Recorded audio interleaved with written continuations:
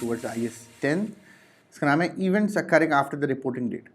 अच्छा, इस बात का ज़रा देखिए, इशू क्या है इस स्टैंडर्ड का, स्कोप ये है कि अगर एक कंपनी का फाइनेंशियल ईयर स्टार्ट होता है ऑन 1 जनवरी, सपोज इट्स 2020, और इसका ईयर एंड होता है 31 दिसंबर 2020, तो इस पर्टिकुलर डेट को हम नाम दे रहे होते हैं रिपोर्टिंग डेट।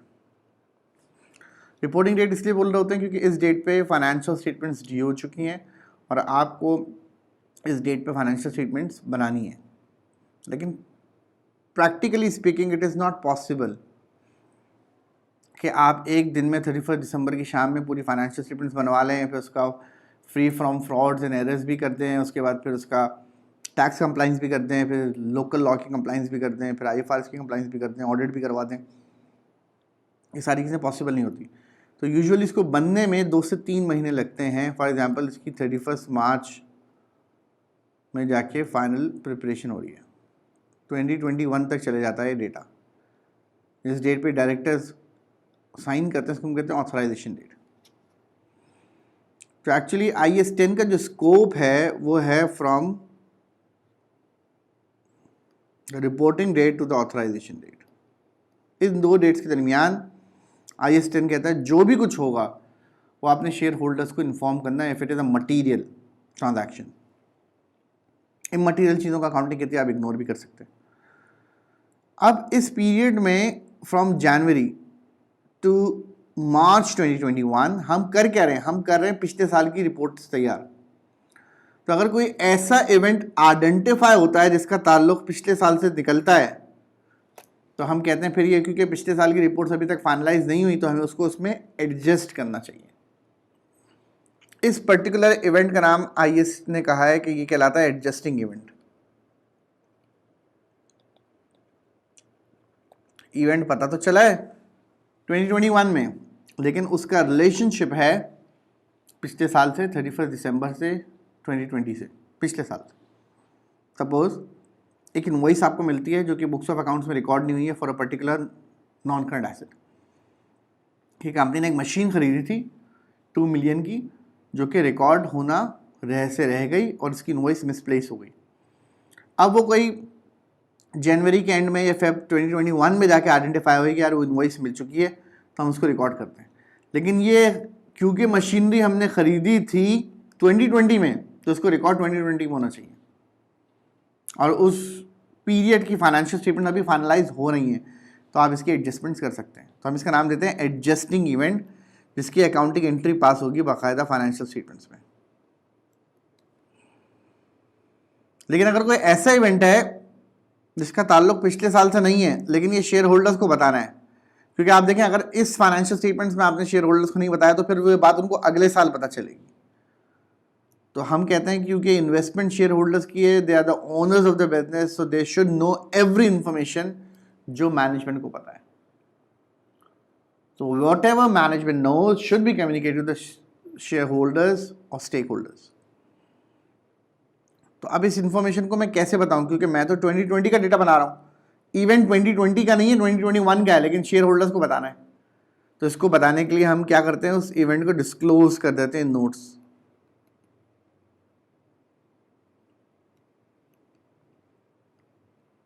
इसका नाम होता है टेक्निकली नॉन एडजस्टिंग इवेंट। तो एक होगा एडजस्टिंग इवेंट और एक हो गया non adjusting event. Like for example मैं कहता हूँ कि 15 फेब को कंपनी के वेयर हाउस में आग लगी है, fire in the warehouse. तो आग लगना क्या एडजस्टिंग इवेंट होगा या नॉन एडजस्टिंग इवेंट होगा? तो द आंसर इज कि 15 फेब को आग लगी जिसका कोई ताल्लुक 2020 से नहीं है, तो आपने कहा फिर ये नॉन एडजस्टिंग इवेंट होगा, इसको डिस्क्लोज करना चाहिए। लेकिन अगर एक फ्रॉड था जो पता चला है 15 फेब को कि 2020 में एक फ्रॉड हुआ था जो पता अब चला है, तो आपने कहा पिछले साल का फ्रॉड है, तो फिर इसको एडजस्टिंग इवेंट में होना चाहिए। तो टोटल स्कोप IS-10 का सिर्फ ये है कि रिपोर्टिंग डेट के बाद, नाम ही क्या है, events occurring after the reporting date. तो जो भी इवेंट्स हो रहे हैं रिपोर्टिंग डेट के बाद वो आपने कम्युनिकेट करने हैं to the shareholders, but इसका स्कोप मैक्सिमम कहां तक जाता है, towards the authorisation date. Authorisation date के बाद फिर हम IAS 10 साइलेंट हो जाता है, क्योंकि इवेंट्स तो ऑथराइजेशन डेट के बाद भी हो सकते हैं, लेकिन अब क्योंकि फाइनेंशियल स्टेटमेंट बन चुकी हैं, अब जो भी कुछ होगा वो अगले साल रिफ्लेक्ट होगा। लेकिन रिमेंबर दिस पॉइंट, जो इवेंट्स इन 2 डेट्स के दरमियान होते हैं वो मटीरियल इवेंट्स होने चाहिए, इमटीरियल चीज़ों को हम इग्नोर भी कर सकते हैं। एडजस्टिंग इवेंट्स का मैंने कहा, हम एडजस्टिंग एंट्री बनाते हैं, अकाउंटिंग एंट्रीज पास करते हैं पिछले साल के फाइनेंशियल स्टेटमेंट्स में। नॉन एडजस्टिंग इवेंट्स को हम डिस्क्लोज करते हैं। IAS 10 में आपको सिर्फ यही आइडेंटिफाई करना है कि कौन सा इवेंट एडजस्टिंग है, कौन सा इवेंट नॉन एडजस्टिंग है। तो कैसे पता चलेगा कौन सा एडजस्टिंग है, कौन सा नॉन एडजस्टिंग है? तो आपने कहा वो इवेंट जिसका रिलेशनशिप पिछले साल से डेवलप हो रहा है वो एडजस्टिंग इवेंट है, और जिसका पिछले साल से कोई रिलेशनशिप नहीं है लेकिन वो इंपॉर्टेंट इवेंट है जो आपने शेयर होल्डर्स को कम्युनिकेट करना है, तो that event should be considered as non adjusting event. हम इस पे आते हैं। डेफिनेशन क्या कहता है? Events after the reporting balance sheet date, events both favorable and unfavorable that occurs between the balance sheet date and the date when the financial statement are authorized for the issue. जिस date पे financial statement ready हो रही है और जिस date पे D हो रही है, उसके दरमियान के जो इवेंट्स हैं, इसमें वो कहता है एडजस्टिंग इवेंट्स क्या होते हैं? Events which provide evidence of the condition existed at the balance sheet date, जो पिछले साल की बैलेंस शीट डेट पे एग्जिस्ट करते थे। और इसमें क्या लिखा हुआ है? Arose after the balance sheet date, जो बैलेंस शीट डेट के बाद अराइज हुए। डिफरेंस समझ में आ रहा है आपको? एक बैलेंस शीट डेट पे एग्जिस्ट करता था, एक बैलेंस शीट डेट के बाद आया। तो बैलेंस शीट डेट के बाद आने वाला इवेंट अगले साल का इवेंट हो गया, उसको हम डिस्क्लोज करेंगे। अब इन्होंने कुछ एग्जांपल्स दिए हैं, एग्जाम में नॉर्मली यही एग्जांपल्स आती हैं, हमें इन एग्जांपल्स को पढ़ना है। जैसे settlement of a court case, bankruptcy of a major customer, evidence of NRV inventories, discovery of fraud और एरर्स, या कोई भी इवेंट जो कि आपके गोइंग कंसर्न को अफेक्ट करता है, वो हमारा एडजस्टिंग इवेंट होगा। नॉन एडजस्टिंग इवेंट में आप देखें कोई भी मेजर एसेट्स में अगर कोई डिस्ट्रक्शन होता है, फ्लड, फायर वगैरह की वजह से मेजर शेयर ट्रांजैक्शंस होती हैं, कोई announcement of a plan to close business, ये सारे नॉन एडजस्टिंग इवेंट्स हैं। इवेंट के बाद है, पिछले साल से कोई ताल्लुक नहीं है। अच्छा, अब 2 इश्यूज हैं। डिविडेंड प्रपोज और declared after the balance sheet date, balance sheet date के बाद जो डिविडेंड डिक्लेयर होता है, ये प्रपोज होता है, but before the financial statements are approved should be disclosed. इसका मतलब कौन सा डिविडेंड एडजस्टिंग इवेंट होगा? जो डिक्लेयर्ड हो जाए up till the balance sheet date. तो जो बैलेंस शीट डेट तक एग्जिस्ट डिक्लेयर हो जाए वो एडजस्टिंग इवेंट है, जो बैलेंस शीट डेट के बाद डिक्लेयर होगा वो नॉन एडजस्टिंग इवेंट होगा। Non adjusting event that affects the going concern becomes adjusting event. कोई भी ऐसा इवेंट जो कि नॉन एडजस्टिंग है लेकिन वो गोइंग कंसर्न को अफेक्ट कर रहा है, तो उसको हम एडजस्टिंग इवेंट के अंदर लेके जाते हैं। फॉर एग्जांपल, आग लगी वेयरहाउस के अंदर, वेयरहाउस में आग लगना is a non adjusting event, लेकिन आग इस तरह लगी कि आपका पूरा बिजनेस ख़त्म हो गया, पूरा का पूरा बिजनेस ख़त्म हो गया, सब कुछ जल के राख हो गया और आप ज़ीरो पे आ गए। इसका मतलब आपके बिजनेस का गोइंग कंसर्न अफेक्ट हो गया। गोइंग कंसर्न क्या कहता है कि क्या हम नेक्स्ट 12 मंथ में बिजनेस को चला सकते हैं या नहीं चला सकते? तो अगर नहीं चला सकते तो हम इस बिजनेस को यहीं ख़त्म कर देंगे। और फिर आपको क्या करना होता है, इसकी रिपोर्टिंग क्या होती है कि जो फाइनेंशियल स्टेटमेंट्स हैं उसको हमें रिवाइज करके ब्रेकअप वैल्यूज़ पे लेके आना होता है। ब्रेकअप वैल्यूज़ का मतलब क्या होता है कि अगर हम एसेट्स को ज़बरदस्ती बेचें तो किस वैल्यू पे बिकेगा? तो कोई भी इवेंट, अब जैसे फ्लड आया, अब नॉर्मली फ्लड आना, नॉर्मल नुकसान कर गया, फ्लड आना is a non adjusting event. लेकिन ऐसा फ्लड आया कि आपका बिजनेस पूरा तबाह हो गया और आप दोबारा खड़े नहीं हो पाएंगे, आपका बिजनेस ख़त्म करना पड़ेगा, गोइंग कंसर्न हिट हो गया। गोइंग कंसर्न हिट हुआ तो फिर ये एडजस्टिंग इवेंट होगा, क्योंकि पूरी बैलेंस शीट दोबारा बनेगी अब ब्रेकअप वैल्यूज़ की बेसिस पे। सवाल सॉल्व करते हैं। Which of the following events after the balance sheet date would normally qualified as a non-adjusting event? Identify क्या करना है? Non-adjusting event. A fall in the market price of the shares held by the entity as an investment? Yes, non-adjusting event है. Insolvency of a trade receivables outstanding a balance sheet date? Adjusting event है. Declaration of dividend by the directors. Directors ने dividend declare किए of the year-end dividend by the directors. ये हमारा non adjusting event होगा अगर year and के बाद हुआ है। Confirmation of the amount of the damages award to an employee who sued for an unfair dismissal after being sacked 2 months before the year end, it's an adjusting event. तो हमारा right answer क्या हो जाएगा? 1 and 3. These two are non-adjusting events. इस पर आते हैं. ये आपसे कह रहा है which of the following examples given should be classified as an adjusting event. में से adjusting event कौन सा है? Losses in inventory as a result of the catastrophe such as a fire or flood after the year end is a non-adjusting event.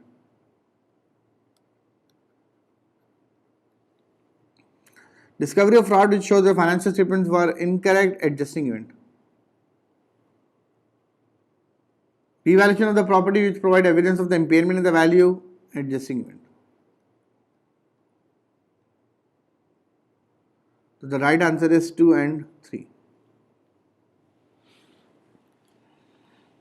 फिर कहता है Robin has the year end of 31st December 2008. The directors were informed on 27th February that a serious fire at one of the company's factories would stop production and therefore at least 6 months to come.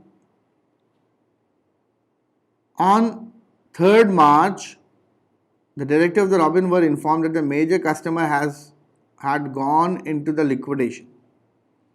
Customer bankrupt होगा हमेशा वो adjusting event होगा.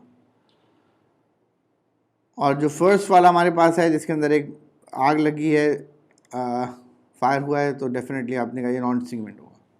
तो first वाला disclose होना चाहिए notes में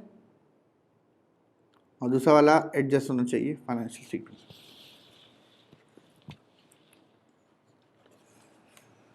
next पे आते हैं. A company has a year end of 31st December 2007. During the preparation of the financial statement in March 2008, the following issues arose. अच्छा, अब इसमें से आपको आइडेंटिफाई करना है कि कौन सा एडजस्टिंग है, कौन सा नॉन एडजस्टिंग है. Sale of a particular inventory line were poor during the second half of the 2007. The director had hoped that the sales would pick up in 2008, but it is now apparent that the inventory will needs to be marked down below its original cost in order to sell them. तो जब भी inventory अपने NRV से cost से कम पे जाती है तो हम इसको एडजस्टिंग इवेंट में लेके जा रहे होते हैं. तो first one is an adjusting event. इसका मतलब ऑप्शन ये नहीं हो सकता.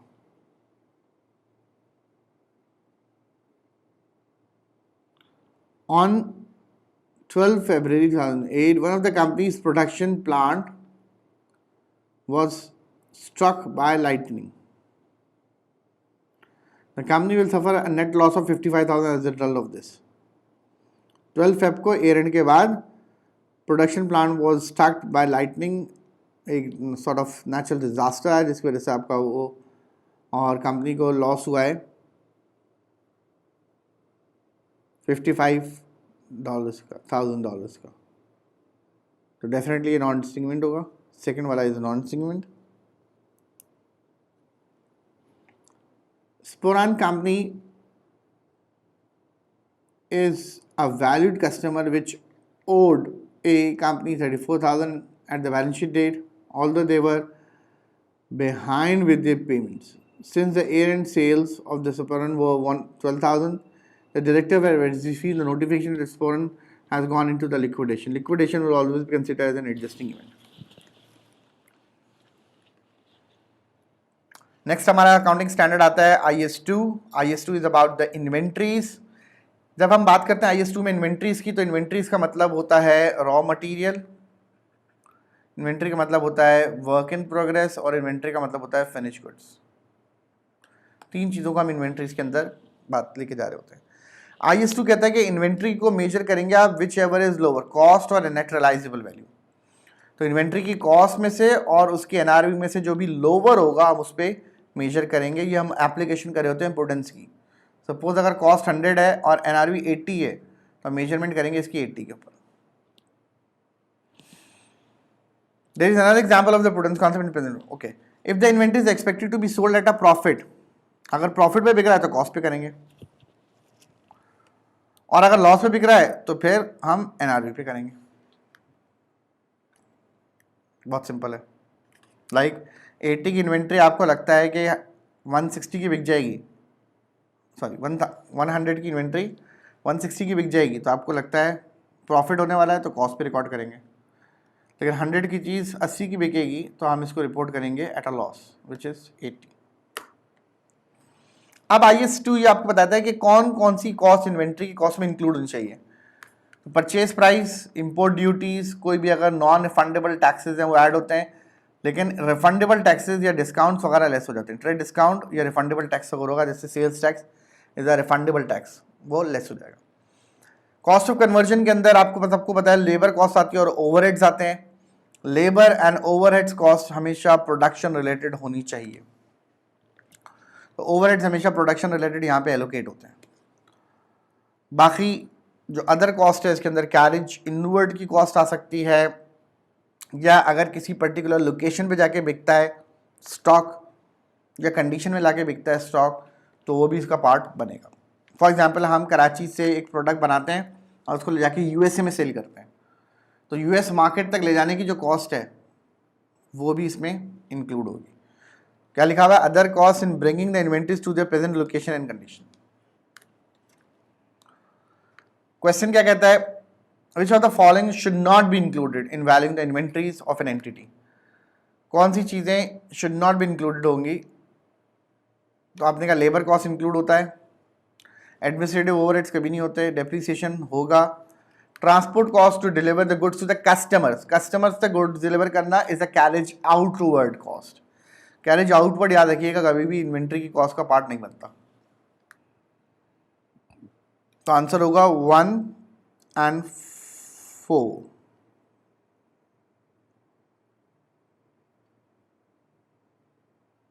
Okay, it says it should not be included. So 1 and 4 is an included amount, 2 and 3 will be not included. So should not को हम highlight कर देते हैं। Now talking about the net realizable value हमेशा कैलकुलेट होता है estimated selling price. हम calculate करते हैं कि कितने का इन्वेंट्री बिक जाएगी, और उसमें बेचने से एसोसिएटेड अगर कोई खर्चे हैं that includes the cost of completion and cost of disposal.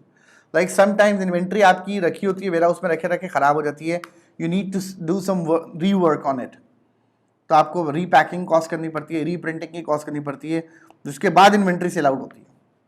तो अगर कोई कॉस्ट आपको इनकर करनी है या कोई इंक्रीमेंटल अमाउंट आपको पे करना है, जैसे कोई ब्रोकर का कमीशन पे करना है किसी को इन्वेंट्री सेल करने के लिए, तो वो सारा खर्चा इसमें से माइनस हो जाएगा और फिर कैलकुलेट होगी नेट रियलाइजेबल वैल्यू। बहुत आसान अल्फाज में आपने कहा एनआरवी क्या होता है, आपने कहा हम ये देख रहे हैं मुझे बेचने के बाद क्या बचेगा, मुझे बेचने के बाद नेट क्या रिसीव होगा, वो हमारा नेट रियलाइजेबल वैल्यू कहलाती है।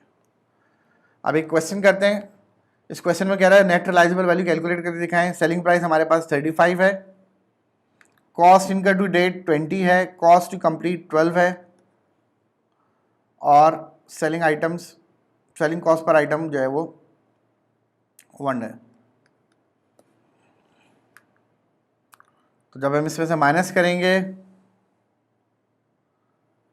तो ये हो जाएगा 2 और 1, सॉरी 22।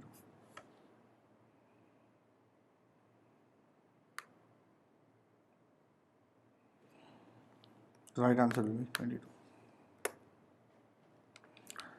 नेक्स्ट आते हैं हम लोग, वो कह रहे हैं बैलेंस शीट के अंदर item should be valued at. Balance sheet में किस वैल्यू के ऊपर रिपोर्ट होगा, इसके अंदर भी और इसके अंदर भी इन्वेंट्री किस वैल्यू पे आएंगे। तो फर्स्ट वाले करते हैं हम, an item of inventory could be sold at 100 after it has been modified at a cost of 21। तो हम 100 पे बेच सकते हैं, लेकिन पहले खर्चा करना पड़ेगा 21 का, कॉस्ट ऑफ कंप्लीशन है। द कंपनी इनकर selling and distribution cost of 5%। 5% selling cost का मतलब ये है सेलिंग प्राइस का कि वो 5 रुपये की आ जाएगी। तो ये कितना अमाउंट हो जाएगा हमारा 26, और 26 100 में से माइनस करेंगे तो बचेगा 74। द कॉस्ट इज 45 पर यूनिट, ठीक है जी, excluding the carriage inward cost and production overheads. तो राइट नाउ कॉस्ट है 45, जिसमें कैरेज इनवर्ट कॉस्ट रहेगी 8 2 हो जाएगी, और 17 का प्रोडक्शन ओवरहेड्स हो जाएंगे। तो जब हम इसमें एडअप करते हैं तो ये बनेगा 45 55 65 64 का अमाउंट बनेगा। तो इन्वेंट्री किस पे वैल्यू होगी, whichever is lower 64। Next question हमारे पास है Harrow sales one line of inventory. At the end it has 200 units in inventory which original cost 10. So when we multiply it with 10 we got the value of 2000 plus delivery cost of 120. So the cost will be 2120. They expect to sell at a value of 13 and the selling cost is 10%, that is 1.3. तो जगह 11.7 multiply by 200 units करेंगे.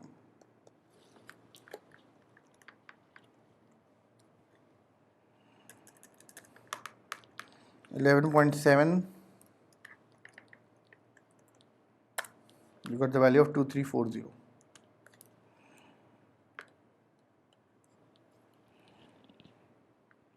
तो हम value किस पे करेंगे, which ever is lower. तो 2120 और 2340 में से हम वैल्यू करेंगे 2120.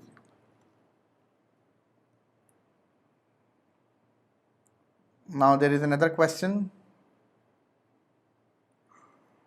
in which you need to solve this question on FIFO,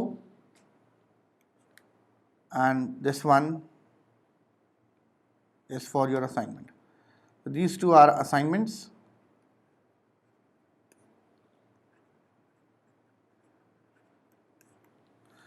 इसमें आपने इसको सॉल्व करना है फीफो की बेसिस पे, फर्स्ट इन फर्स्ट आउट, और एक दफ़ा इसको सॉल्व करना है वेटेड एवरेज की बेसिस पे. और second question is all about the cost and RV which is lower. Remember this point, there is a selling cost of 25% for each case. So now that's the end of IS2. इन दो question में अगर आपको कोई problem हो तो आप मुझसे डिस्कस कर सकते हैं ऑन द व्हाट्सएप, या हमारी जो क्लास होगी रिव्यू क्लास